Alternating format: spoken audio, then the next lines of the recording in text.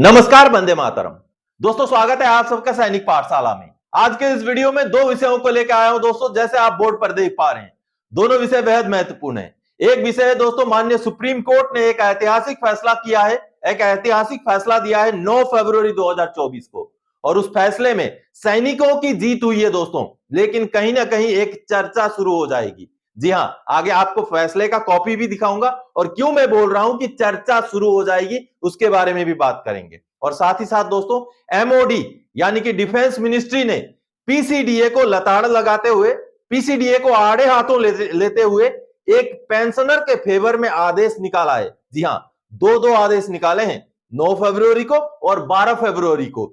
दोनों आदेश आपको दिखाऊंगा, और क्या ऐसी बात है जो पेंशनर्स के फेवर में डिफेंस मिनिस्ट्री ने की है उसको भी दिखाऊंगा। तो आगे बढ़ेंगे। आगे बढ़ने से पहले दोस्तों, मेरा हमेशा की तरह आप सबसे आग्रह है, अगर सैनिक पाठशाला चैनल का वीडियो आप पहली बार देख रहे हैं या अभी तक चैनल को सब्सक्राइब नहीं किया है, तो चैनल के साथ जुड़े रहने के लिए, इसका हिस्सा बने रहने के लिए चैनल को सब्सक्राइब जरूर करें। तो चलिए आगे बढ़ते हैं दोस्तों।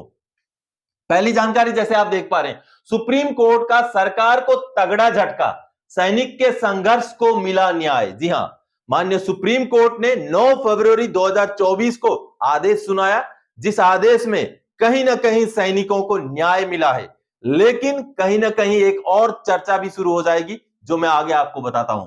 फौज ने दिखाया बाहर का रास्ता, एएफटी ने सुनवाई से मना कर दिया। फिर माननीय सुप्रीम कोर्ट ने सुनाया यह ऐतिहासिक फैसला, जवानों की हुई जीत। जी हां दोस्तों, यह मामला है, 4 ऐसे जवान थे जो माननीय सुप्रीम कोर्ट पहुंच गए। भारतीय सेना में 2009 में भर्ती होते हैं, मराठा लाइट इंफेंट्री सेंटर के जरिए।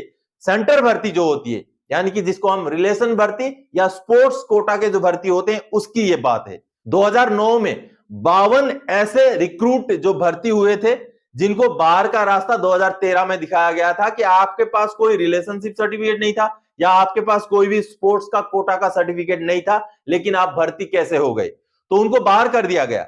बाद में बाकियों को तो ले लिया गया, लेकिन 20 ऐसे कैंडिडेट, 20 ऐसे रिक्रूट रह गए, जिनमें से 4 चले गए माननीय सुप्रीम कोर्ट।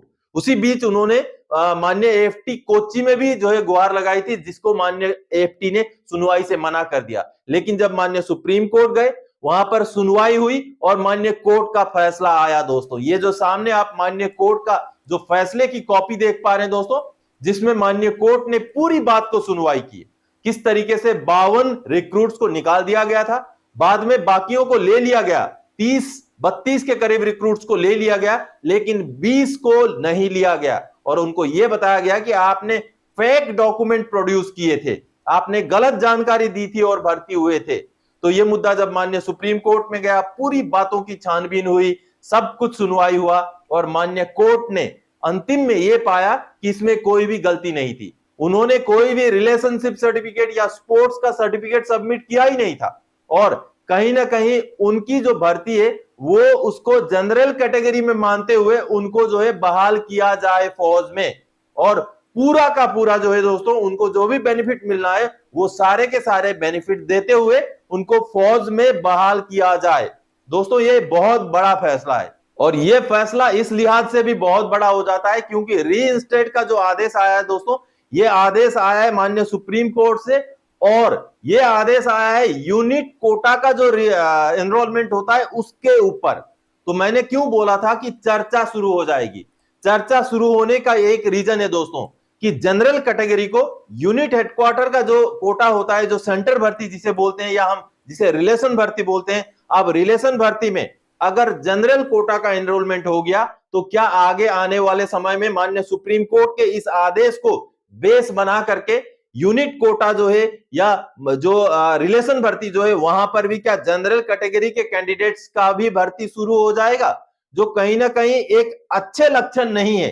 क्योंकि जो यूनिट कोटा होता है, जो रिलेशन भर्ती होता है, वहां पर जो पूर्व सैनिक या सैनिक के जो अपने लोग होते हैं, या वार डिसेबल्ड, या जो वार में जो शहीद हो जाते हैं, उनके जो बच्चे होते हैं, उनको भर्ती किया जाता है। वो एक स्पेशल परसेंटेज जो है उसके लिए भर्ती के लिए कोटा रिलीज होता है। तो उसमें अगर जनरल कैटेगरी का भर्ती होगा, तो कहीं ना कहीं ये इस विषय के ऊपर जो है सरकार को या हमारे जो फौजी विभाग को जो है जल्दी से जल्दी रूल लागू कर देना चाहिए, ताकि वो जो एक फैसिलिटी है वो फैसिलिटी हमारे पूर्व सैनिक या हमारे जो सैनिक हैं या उनके जो बच्चे हैं वो ही उठा सकें। हालांकि क्योंकि वो 3-4 साल सर्विस कर चुके थे तो उनके फेवर में ये फैसला आया है। ये हमारे लिए खुशी की बात है कि माननीय सुप्रीम कोर्ट से जवानों को न्याय मिल गया है। लेकिन इस विषय के ऊपर कहीं ना कहीं एक ठोस रूल, ठोस जो है नियम बनाने की जरूरत है दोस्तों।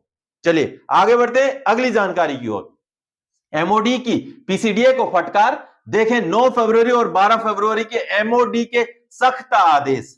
अब जल्दी जल्दी होगा कार्रवाई। MSCP circular 568, circular 631, OROP 7 CPC सभी पर। डिफेंस मिनिस्ट्री का जो यह आदेश है ये कहीं ना कहीं आगे आने वाले दिनों में circular 568, MSCP, circular 631, OROP 7 CPC या किसी भी मुद्दे से जुड़ा हुआ आपकी समस्या हो, उस समस्या के ऊपर एक जबरदस्त एक्शन है। ये जो डिफेंस मिनिस्ट्री का लेटर है, आगे मैं लेटर दिखाऊंगा और किस तरीके से पीसीडीए को डिफेंस मिनिस्ट्री ने आड़े हाथों लिया है और ये कहा है कि आपको ये करना पड़ेगा और जल्दी करना पड़ेगा। जी हां, चलिए आगे। ये एमओडी का बड़ा कदम है पेंशनर के हक में, आप भी जरूर उठाएं फायदा। जी हां, आपके लिए भी लागू है।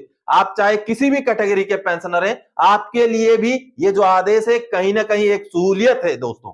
और आगे आपको भी मिल सकता है न्याय, खुशखबरी। जी हां, आप अगर इसका इस्तेमाल करेंगे तो आपको भी न्याय और खुशखबरी मिल सकता है। चलिए मैं आपको सबसे पहले डिफेंस मिनिस्ट्री का लेटर दिखा के समझाता हूं। दोस्तों ये सामने जो आप ऑर्डर देख पा रहे हैं, भारत सरकार का एमओडी का यानी कि मिनिस्ट्री ऑफ डिफेंस का ऑर्डर है और ये ऑर्डर निकाला गया है पीसीडीए प्रयागराज के लिए, जैसे आप यहां पर देख पा रहे हैं।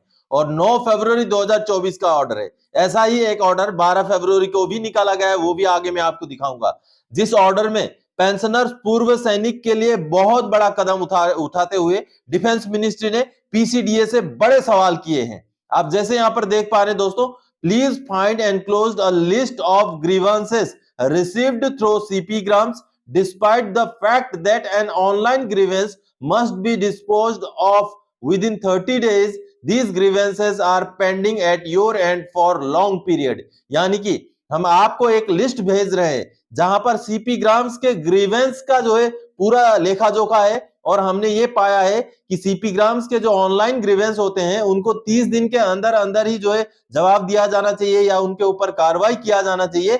लेकिन हमने ये पाया कि ये बहुत दिनों से पेंडिंग है। It is requested to examine the matter in each of the above grievances and take necessary action for redressal the matter. यानी कि आप इन ग्रीवेंसेस को पूरा छानबीन करें और उन ग्रीवेंसेस का रिड्रेसल करें। जो मैटर उन ग्रीवेंसेस में लिखे गए हैं उनका रिड्रेसल करें, उनका समाधान करें। Action taken in this regard में please be furnished without further delay to the petitioners directly under intimation to this division. इस मुद्दे के ऊपर जो भी एक्शन लिया जाएगा, जो भी कार्रवाई की जाएगी, वो कार्रवाई सीधे सीधे उन पिटिशनर को यानी कि उन पेंशनर को भेजें और हमें भी अवगत करें, हमें भी अपडेट करें कि आपने एक्शन क्या लिया। पेंशनर के काम सीपी ग्राम्स के जरिए होते हैं, उसका ये जीता जागता एग्जाम्पल है। तो आपके भी कुछ अटके हुए कुछ ऐसे चीजें हैं जो आपको समाधान नहीं मिल पा रहा है, तो सीपी ग्राम्स बेस्ट जरिया है जिसके थ्रू से आप अपने जो समस्याएं हैं आप सरकार तक, आप पीसीडीए तक, आप रिकॉर्ड ऑफिस तक पहुंचा सकते हैं। दोस्तों आप देखिए जो लिस्ट है वो लिस्ट भी बकायदा ये देखिए लिस्ट भी जारी किया गया है। ये देखिए पूरे पेंशनर्स का नाम के साथ जो है लिस्ट यहां जारी किया गया है। कई सारे पेंशनर्स का लिस्ट है, इसमें 89 पेंशनर्स का लिस्ट है। अगला मैं 12 फरवरी का आपको दिखाता हूं आदेश। दोस्तों मिनिस्ट्री ऑफ डिफेंस का हूबहू वही आदेश है जो कि 12 फरवरी का है, जैसे आप देख पा रहे हैं। और इसमें भी कई सारे पेंशनर्स का ग्रीवेंस का लिस्ट लगा करके डिफेंस मिनिस्ट्री ने पीसीडीए को यह सवाल पूछा है, चाहे किसी भी मुद्दे का ग्रीवेंस हो। ये देखिए पेंशनर्स के बहुत सारे ग्रीवेंस का यहाँ पर लिस्ट है। ये देखिए अगर आपके ग्रीवेंस पेंडिंग रहते हैं तो कहीं ना कहीं डिफेंस मिनिस्ट्री यानी कि रक्षा मंत्रालय भी उसके ऊपर कार्रवाई करता है और पीसीडीए को जो है नोटिस भेजता है। ये आप जैसे देख पा रहे हैं दोस्तों। और इसमें ना सिर्फ कार्रवाई करने के लिए बताया गया दोस्तों, बल्कि पीसीडीए को यह भी बोला गया है कि आपने क्या कार्रवाई किया उसका फीडबैक भी हमें दें। तो आप सबने देखा दोस्तों कि सीपी ग्राम्स के ग्रीवेंस जब सॉल्व नहीं होते हैं, जब 30 दिन के अंदर भी सीपी ग्राम्स के ग्रीवेंस का जवाब नहीं दिया जाता है, पेंशनर की समस्याओं को लेकर के जो पेंशनर ने सीपी ग्राम्स में ग्रीवेंस डाले थे उनका जब जवाब नहीं दिया जाता है, तो एमओडी यानी कि डिफेंस मिनिस्ट्री की तरफ से पीसीडीए को आड़े हाथों लेते हुए जल्दी से जल्दी उन ग्रीवेंस के ऊपर कार्रवाई करने का सख्त हिदायत, सख्त आदेश डिफेंस मिनिस्ट्री की तरफ से जारी किया गया है दोस्तों। तो दोस्तों आप भी सीपी ग्राम्स का जरूर फायदा उठाएं। यहां पर जो वीडियोस देख पा रहे हैं सीपी ग्राम्स के इस्तेमाल के ऊपर मैंने वीडियोस बनाए हैं, उन वीडियोस का आप जरूर देखें और इस्तेमाल करना सीखें। तो आज के इस वीडियो में इसी जानकारी के साथ आया था। आगे और कोई जानकारी देगा आपसे सरोकार रखने वाला विषय लेकर मैं फिर से हाजिर हो जाऊंगा। तब तक के लिए जय हिंद।